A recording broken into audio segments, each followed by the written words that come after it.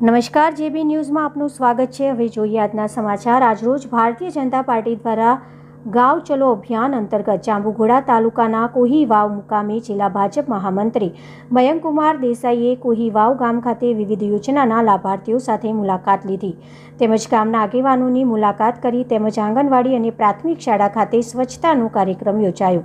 તાલુકાના દરેક ગામોમાં ભાજપના આગેવાનોએ ગામોની મુલાકાત કરીને લાભાર્થીઓની મુલાકાત કરી હતી, જ્યારે પંચમહાલ પૂર્વ જિલ્લા પંચાયત પ્રમુખ અને દાહોદ જિલ્લાના મહિલા મોરચાના પ્રભારી કેતુબેન દેસાઈએ ચાલવડની મુલાકાત લીધી અને લાભાર્થીઓ સાથે વાર્તાલાપ કર્યો, જ્યારે રણજીતપુરા ખાતે જાંબુઘોડા ગામના યુવા સરપંચ જીતકુમાર દેસાઈ, જ્યારે તાલુકા ભાજપ પ્રમુખ રણજીતભાઈ તેમજ તાલુકા પંચાયત પ્રમુખ લાલસિંહભાઈ વગેરે ભાજપના આગેવાનોએ દરેક ગામોની મુલાકાત લીધી હતી।